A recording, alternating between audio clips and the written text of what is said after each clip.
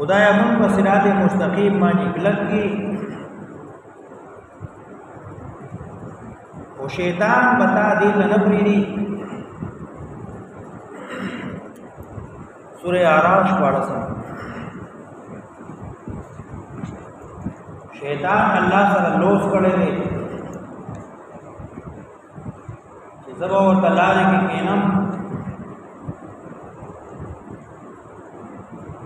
قال فبما اغويتني لاقعدن لهم صراطك المستقيم لاقعدن لهم قام خذ مديد کینم صراطك المستقيم یعنی داستا بندیان چې کوم صراط مستقیم باندې کلک ودرېدو والي شیطان الله ته وې زبدي نه پرې د باندې کلک ناز نو یو دشمن شیطان دی دارنګي سورہ توبہ 34 یا ایها الذین آمنوا ان کثیرا من الاحبار والرهبان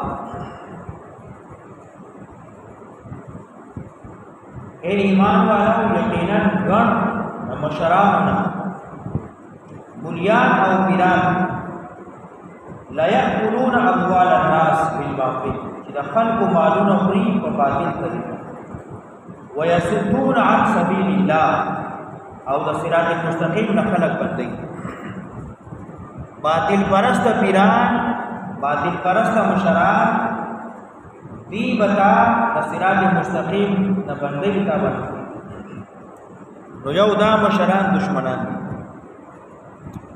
دارنګي دریم نمبر ظالمان او زدیان یصدون عن سبیل الله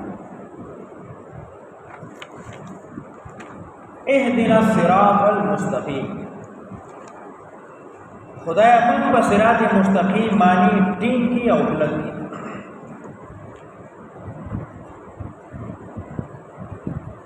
صراط والذین انعمت علیهم لا دها بچا چې تابع احسان کړي دي تابع نعمت کړي غیر المغضوب علیهم ندی هغه کسان چې تابع غضب کړي دي ولضالین او نه هغه کسان چې بلال خدای موږ په صراط مستقیم باندې کلک کی د هغه چا بلار من روان کی او کلک کی چې تا په احسان کړی دی نعمتونه دې په کړی دي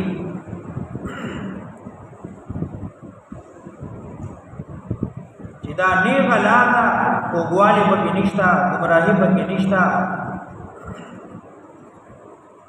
غیر المغضوب علیهم ولا الضالین ندی هغه کسان چې باغی غضب شوه دي او ندی هغه کسان چې هغه حیران دي یا بلال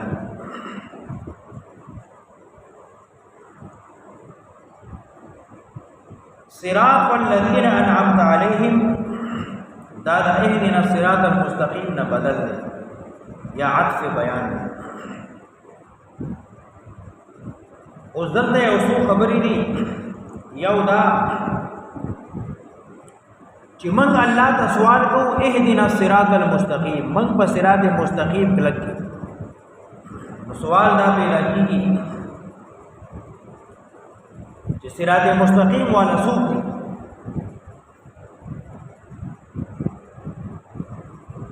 من پنی غلا روان کی من په دې لار کلک کی په دې لار من کې څوک تللی او کنه تللی زمون وسوک ملګرتیا کی او کنه دی یا من د چا ملګرتیا وکړو او کنه زمون په دې لار څوک ملګری او کنه زکه چې کله او سره بلار یوازې روان نو دی د سره یری او چې دا عاملاري خلک به چې راځي نو ګاډي نه یری کېږي ډاډ نو سوال دا دی چې من الله نه صراط مستقیم غواړو نو صراط مستقیم ولا سوق نو الله جواب دی انعمت علیهم د دې لارې کسان هغه دي چې الله به احسان کړی دی نعمتونه به کړی دي یعنی انبیاء او صحابه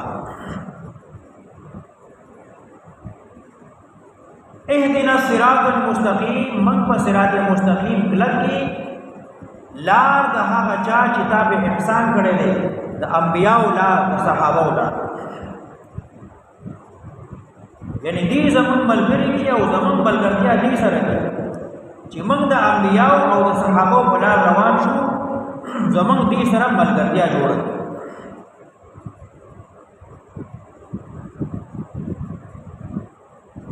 نو بچا چې الله احسانات کړی دي، نعمتونه کړی دي، لکه انبیاء علیهم الصلاۃ والتسلیمات یا صحابه، نو دا غي تاریخ دا دی چې هغه من ډیر تکالیف راغلي، ډیر سخت راغلي. نو په دې لار کې به تاسو هم سخت راځي.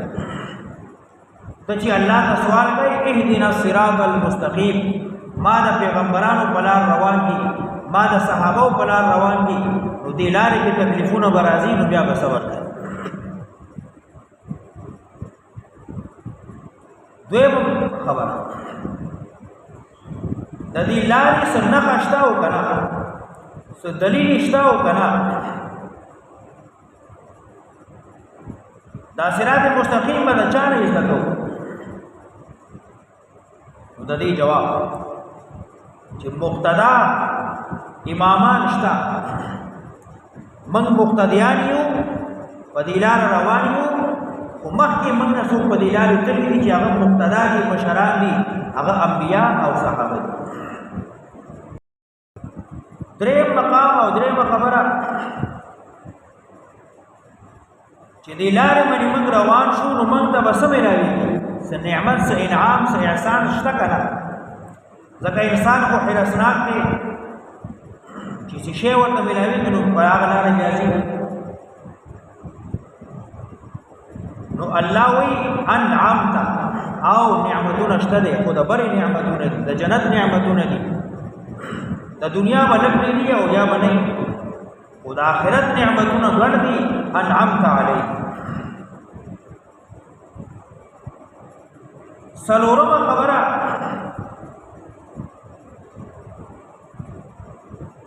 دنیا کې هر سړی ځان ته وایي چې زه مسلمان یم، زمونږ ډله، زمونږ جماعت، زمونږ پارټي، موږ صحیح خلک یو، صحیح مسلمانان یو، په سمه لاره روان یو.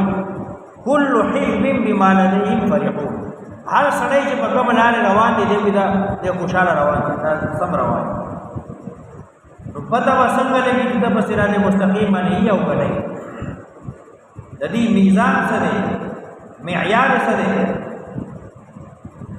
نو انعمت علیهم کې جواب ملاو شو چې په کومه طریقه حضرات انبیاء او په کومه طریقه حضرات صحابه کته په دغه لارې دغه طریقې باندې رواني، نو پوه شه چې ته سمې لارې باندې سم رواني، ته مسلمانې او په سم لار. او کدا معیار او میزان نه، دغه تله نه، دغه کسوټي نه، بستا لار د صحابه او د لارې نه بیلې، نو پوه شه چې ته په صراط مستقیم باندې دی. صراط والذین انعمت علیهم، لار د هغه چا چې تا په احسان کړی دی، تا په نعمت کړی. معلومه شوه چې منعم حقیقي الله ذات، حقیقي انعام کوونکی، نعمت ورکوونکی یو د الله ذات. نور څوک چا سره څه ښېګړه کوي، څه احسان کوي، څه نعمت ورکوي، نو دا منعم مجازي. منعم علیهم څوک دي؟ قرآن کریم منعم علیهم چا ته ویلي؟ چا باندې چې نعمتونه شوي دي، دا څوک دي؟ اهدنا الصراط المستقیم، من په صراط مستقیم کلک کې، او دا صراط مستقیم د هغه چا لار ده چې دا په نعمت کړی دی. نو دا څوک دي؟ دا منعم علیهم چې بچا نعمتونه شوي دي، دا څوک دي؟ نو سورہ مریم وګورئ 58 نمبر.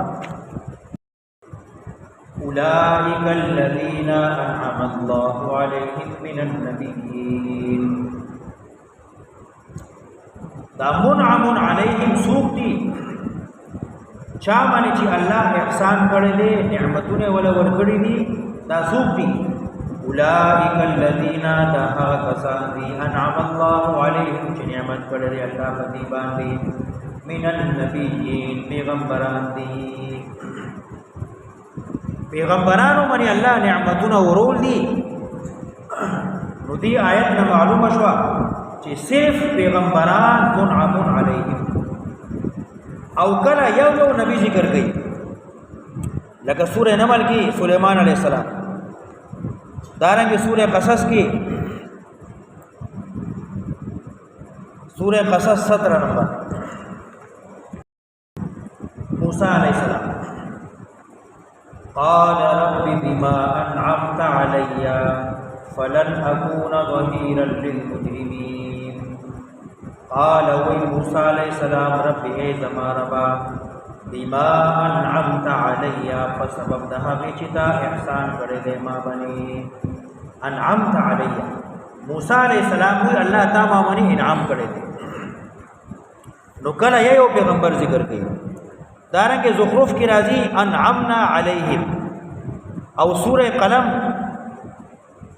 کہ نبی علیہ السلام یادی ما انت بنعمت ربک بمجنون ما انت بنعمت ربک نبی علیہ السلام نے اللہ احسان کرے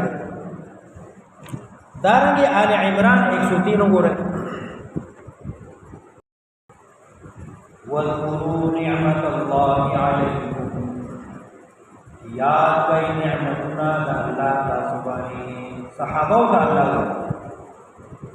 اِذْ كُنْتُمْ أَعْدَاءً کلچ ویتاسو دشمنان دیو بین فَأَلَّفَ بَيْنَ قُلُوبِكُمْ نو محبت پیدا کرنا پتر مستاق کی فَأَصْبَحْتُمْ بِنِعْمَتِهِ إِخْوَانًا نشویتا سوپ نعمت اللہ وَاذْكُرُوا نِعْمَةَ اللَّهِ عَلَيْكُمْ صحابو تا اللہ و تاسو من ایمان نعمت کرے دیکھیں تمام صحابہ رغلب او خاص صحابی حضرت زید رضی اللہ عنہ اغمانیو اللہ احسان کرے دے